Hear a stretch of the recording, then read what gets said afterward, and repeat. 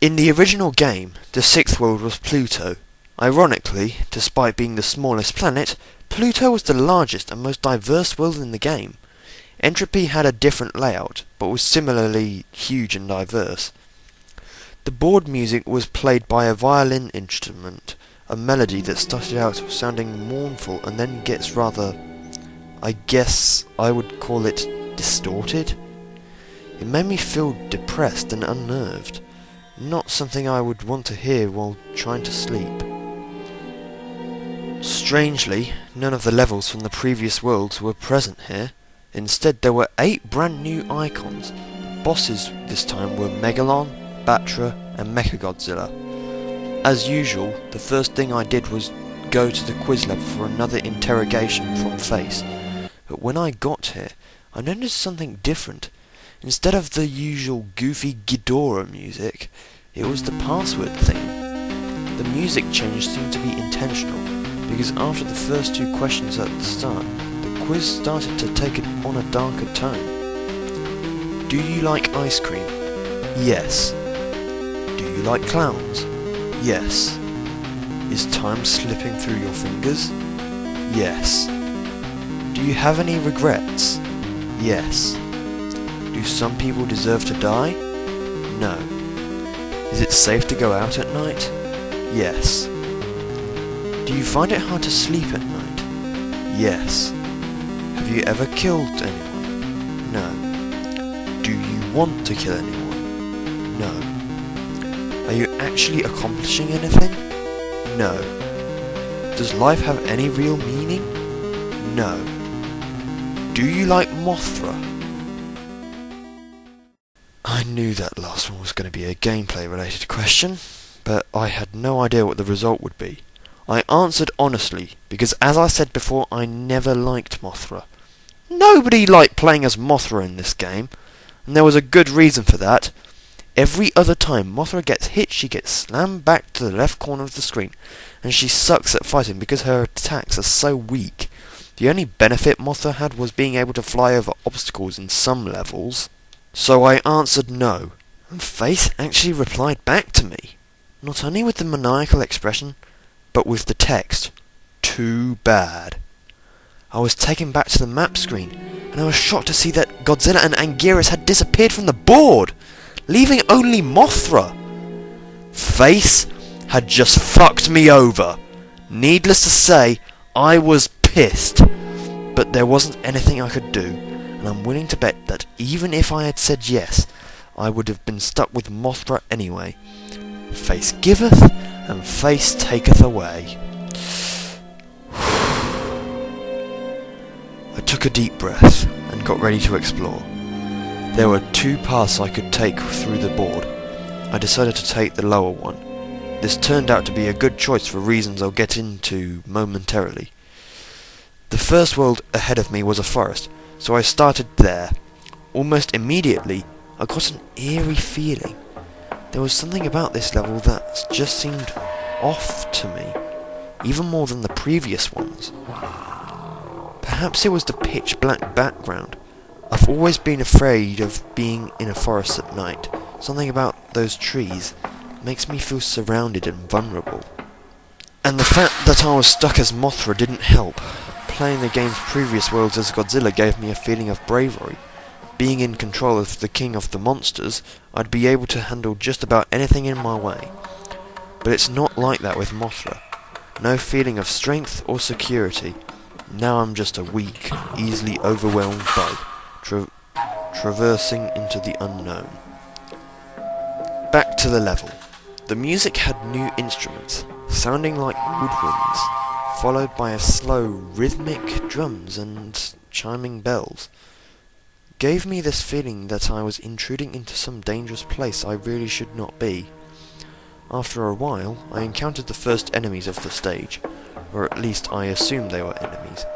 They were strange, long-legged deer-like creatures. Instead of attacking, they were just idly walking around. I went to approach them, and they ran away. I thought about shooting one with an eye-beam to see what would happen, but it seemed wrong. These creatures were harmless, so I passed over them and continued through the level. About halfway through, I encountered groups of the deer-like animals, and also two new creatures. A sloth-like creature with a beak climbing on a tree, and hairy raptor-esque beasts that were preying on the deer. It was very surreal watching these creatures interact. I didn't feel like I was playing a video game, but rather that I was travelling through a forest in some other dimension. These creatures ignore me for the most part, although the raptors did attack me when I got too close, or if I attacked them first. I know I shot one of them to help one of the deer creatures escape. I got clawed at, but confrontation was easily avoided by flying up to the top of the screen. After that, I had to choose whether I wanted to play the levels with the hourglass or the TV screen. I picked the latter. What I got was not at all what I expected. When I pressed the button to start a level on the TV screen like I normally would, this screen with an animation popped up. There was also music in the background, which was the goofy Ghidorah music that used to be playing in the quiz levels. I was somewhat unsettled by this because it was just so strange. I also found it a bit spooky because I had a shirt that looked just like that when I was a kid. After starting the animation, you could go back to the board by pressing any button. After that, I had no idea what to expect of the rest of these icons. I went to try an hourglass icon next. I was somewhat relieved when an actual level came up. It was certainly an unorthodox looking level, all brown, with time measuring instruments floating in the air and a gigantic grandfather clocks in the background. The music was the same as the board screen. And very early in the level I encountered something else I didn't expect to see. Original enemies from the game. And not just that, it seemed to be a whole fleet of them, and the yellow tanks, which were normally immobile, could now move. I took some damage, but it was nothing I couldn't handle. But the most interesting thing about this level was the coloured hourglass items. There were 3 of these. 1, a blue hourglass that made time slow down and filled the level with enemies from the past. 2, a red hourglass that made time speed up and filled the level with enemies from the future. And 3, a green hourglass that set time to normal speed and filled the level with the original game enemies. I encountered the blue hourglass first. As stated, the game started to slow down and I saw the enemies from the past, which were 5 different types of prehistoric animals. I don't know much about prehistory, but I believe all of these enemies represent real animals.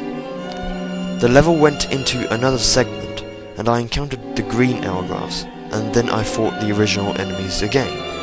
It was the same 5 types, so I didn't take any screenshots, but in the last segment, I encountered the red hourglass, and the enemies that must have been from the future.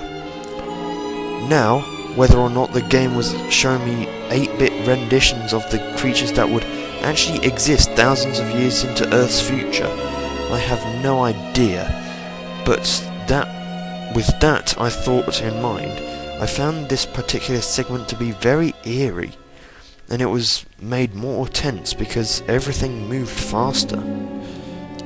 One of the future enemies bore a striking resemblance to something I saw in a book once, called Troodon Man. Another looked like some kind of organic spaceship.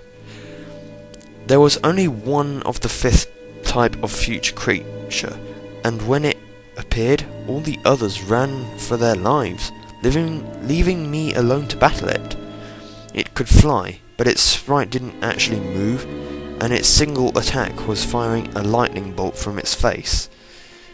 Even so, it was surprisingly powerful, and I suppose it could be considered a mini-boss. After defeating it, it left a health power-up that restored the health and energy I'd lost fighting it, which was convenient.